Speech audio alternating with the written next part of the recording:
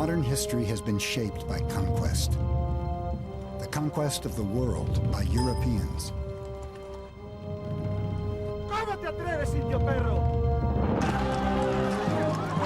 The conquistadors led the way. A few hundred men who came to the New World and decimated the native population. The secret of their success? Guns, germs, and steel. Ever since, people of European origin have dominated the globe with the same combination of military power, lethal microbes, and advanced technology. But how did they develop these advantages in the first place?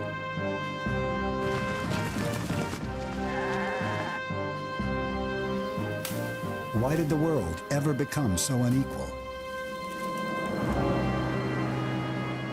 These are questions that Professor Jared Diamond has spent more than 30 years trying to answer. One of the most original thinkers of our age, Diamond has traveled the world looking for clues.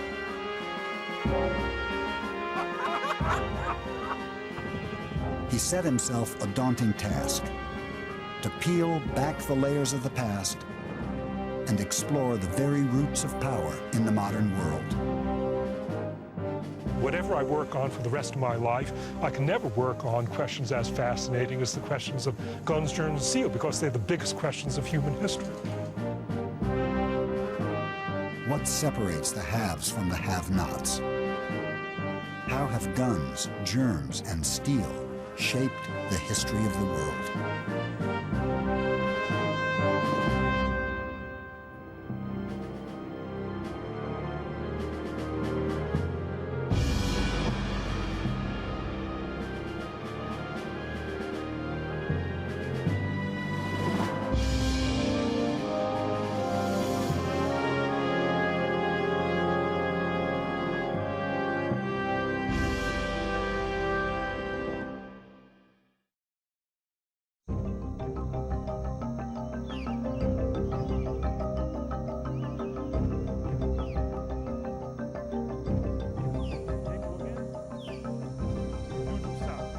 Jared Diamond's quest to uncover the roots of inequality began in the rainforests of Papua New Guinea.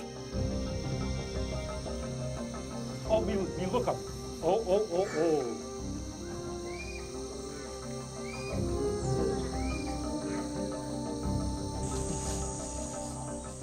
Diamond is a professor at UCLA in Los Angeles.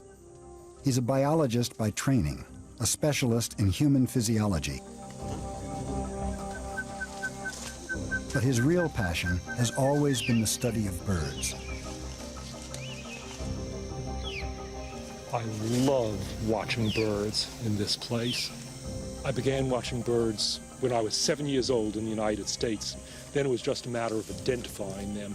I came here when I was 26 years old to New Guinea, and it was love at first sight. Look. Diamond has been making regular trips to New Guinea ever since. Why squirty? And is now a leading expert on the bird life of the island. Morning, One Talk. But in the course of his field work, he's become just as curious about the people of New Guinea. You go find a fish. Plenty fish you got? That's old number 2 bush pal cry for him.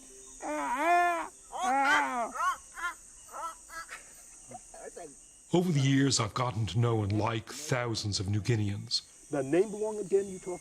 Name Yanai. I've learned several of their languages, and much of what I know about birds I picked up from them. Because of hard work. There have been people living in New Guinea for at least 40,000 years. Much longer than on the continents of North and South America. Look 'em. Look 'em, 1, 2, 3, 4, 5, 6, fella.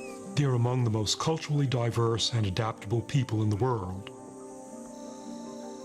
So why are they so much poorer than modern Americans?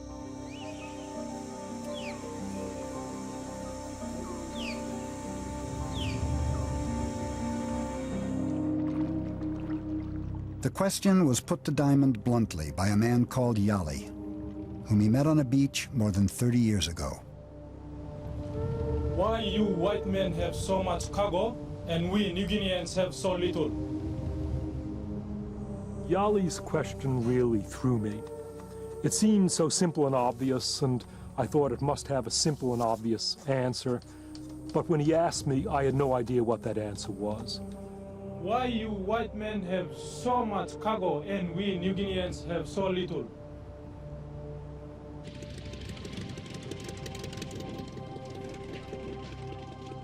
New Guineans use the word cargo to describe the material goods first brought to their country by Westerners.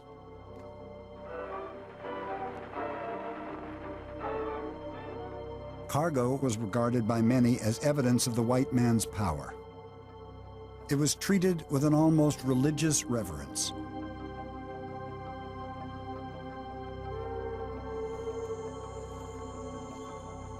For their part, Western colonials typically believed that power was determined by race. They saw themselves as genetically superior to the native population. To them, it was only natural that they should have so much cargo and New Guineans so little.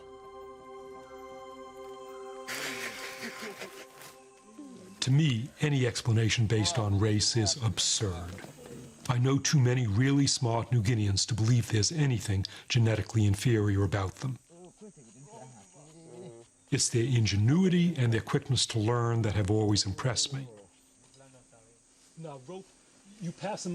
They can go empty-handed into some of the most difficult environments on Earth, knock up a shelter in a few hours and survive. Me try and dispel a step.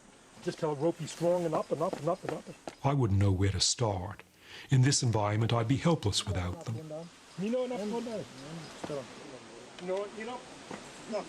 So why didn't these ingenious people invent metal tools, or build great cities, or develop any of the other trappings of modern civilization?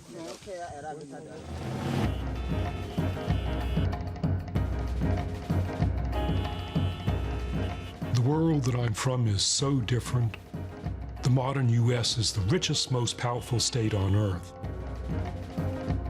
It's crammed with more cargo than most New Guineans could ever imagine. But why? That's what Yali wanted to know. How did our worlds ever become so different?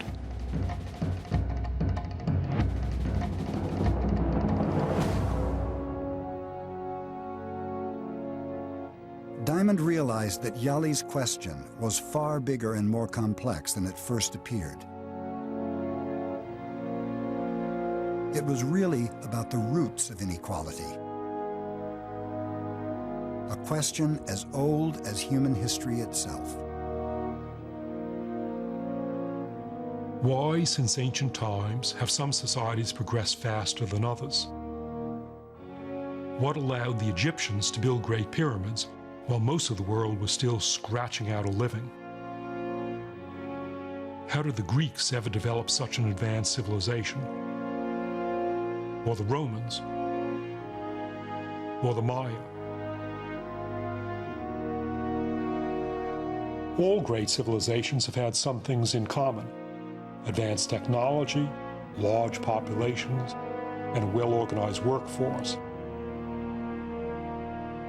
If I could understand how those things came into existence, then I'd understand why some people marched faster than others during the course of history.